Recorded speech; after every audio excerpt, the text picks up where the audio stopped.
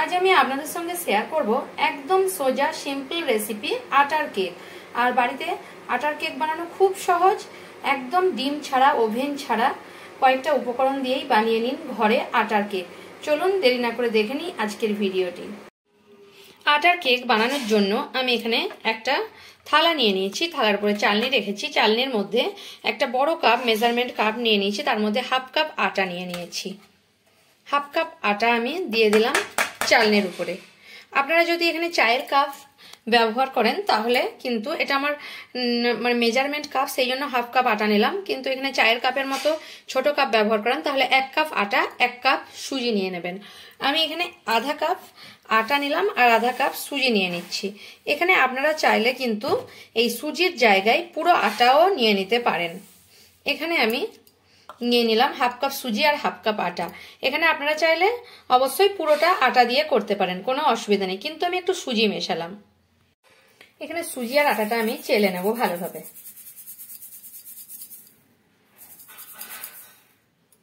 দেখুন ভালোভাবে চেলে নিয়েছি।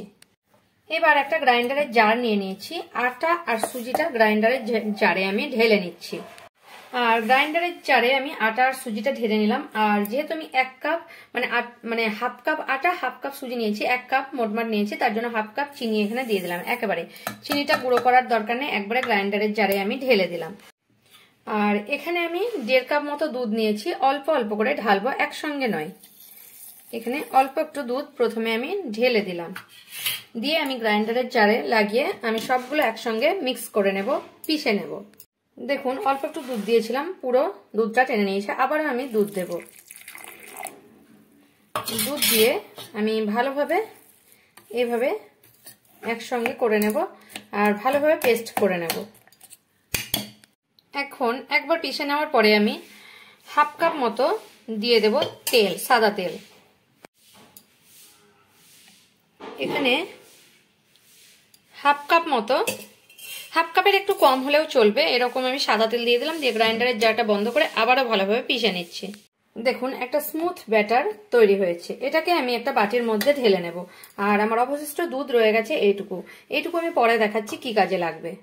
এবার একটা বাটিতে ঢেলে নিয়েছি, আর যেহেতু সুজি আছে সেই কারণে আমি এটা 10 মিনিট ঢাকা দিয়ে রেস্টে দেবো। আর 10 মিনিট পরে আমি কেকটা বানাবো, দেখাবো কি কি দিচ্ছি কেকটা বানানোর জন্য। 10 মিনিট পরে আমি ফিরছি আপনাদের কাছে।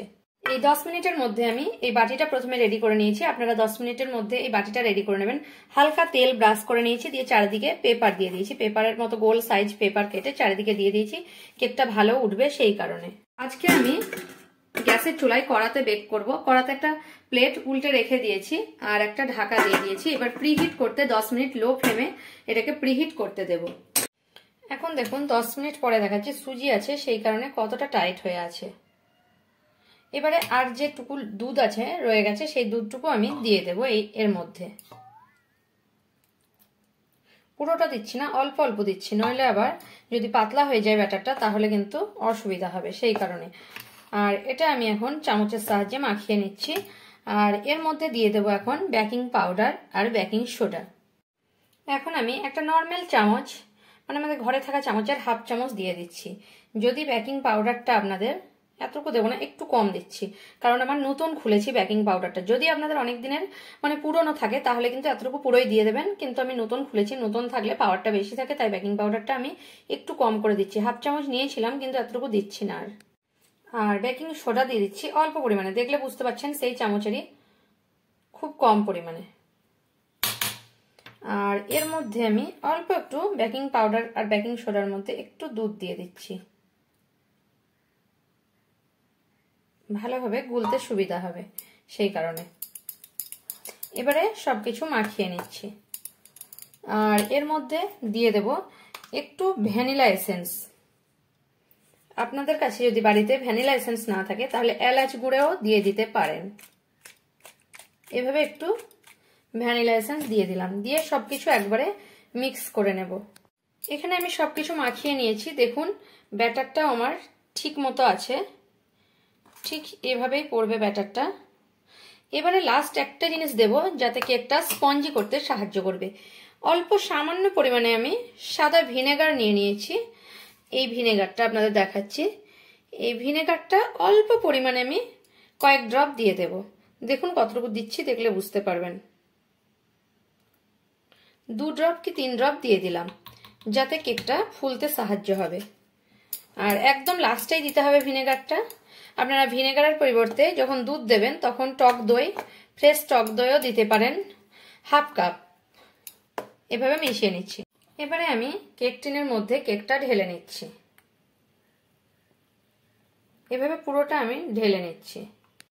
এবারে কেকটা ঢেলে নিয়েছি। কেক টিনটাকে আমি 3 বার এভাবে ট্যাপ করব, যাতে করে এর মধ্যে হাওয়াগুলো বেরিয়ে যায়। এখানে আমি কিছু ড্রাই ফ্রুটস নিয়ে নিয়েছি। কাজু কুচো কুচো করে নিয়েছি, আলমন্ড কুচো করে নিয়েছি, কিশমিশ আর পিস্তা। যেহেতু ক্রিসমাস মানে আসতে চলেছে, বড়দিন, তাই আমি এগুলো একটু ড্রাই ফ্রুটস নিয়ে নিয়েছি। আর এগুলোকে একটু, যেহেতু আটার কেক, তাই আমি একটু আটা মিশিয়ে নেব। যেখানে ময়দার কেক বানালে কিন্তু আপনারা ময়দা মিশিয়ে নেবেন। এইভাবে করলে যখন ড্রাই ফ্রুটসগুলো দেবো তখন কিন্তু পুড়ে যাবে না বেক হওয়ার পরে।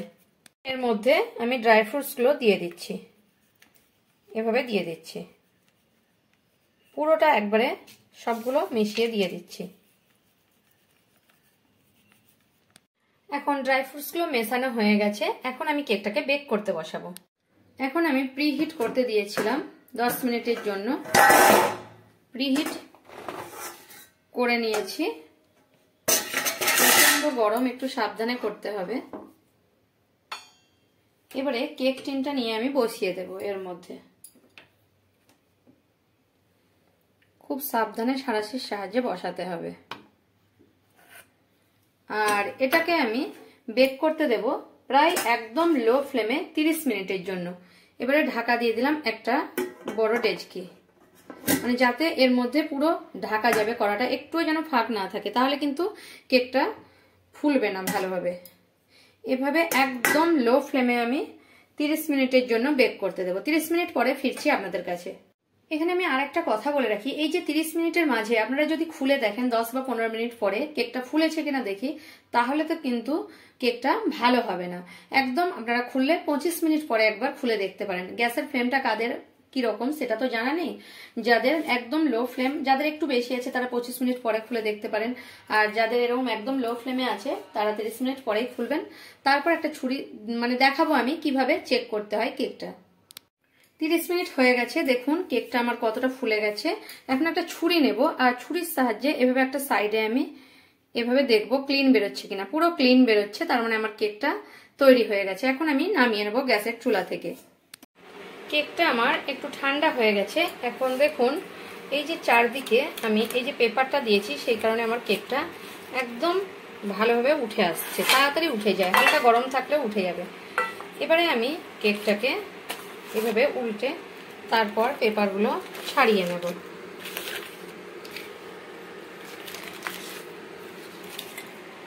দেখুন পেপারগুলো ছাড়িয়ে আমি দেখাচ্ছি আমার কেকটা কতটা সুন্দর হয়েছে। আটার কেক কতটা সুন্দর হয়েছে, কতটা স্পঞ্জি হয়েছে দেখলে নিশ্চয়ই বুঝতে পারবেন। সাইডগুলোও দেখাচ্ছি, দেখুন কতটা স্পঞ্জি হয়েছে। দেখুন উপর করে দেখাচ্ছি সাইড থেকে আটার কেকটা কতটা তো সুন্দর স্পঞ্জি হয়েছে, দেখতে নিশ্চয়ই পাচ্ছেন। আমার রেসিপি যদি আপনাদের ভালো লাগে তাহলে আমার চ্যানেলকে সাবস্ক্রাইব করার অনুরোধ রইল। আর কমেন্ট করে জানাবেন আমার রেসিপিটা আপনাদের কেমন লাগলো। যদি ভালো লেগে থাকে তাহলে একটা লাইক করবেন আর প্রচুর প্রচুর শেয়ার করবেন। এখন আমি কেটে দেখাবো এক পিস আটার কেকটা কতটা সুন্দর হয়েছে, কতটা স্পঞ্জি হয়েছে, দেখলে নিশ্চয়ই বুঝতে পারছেন।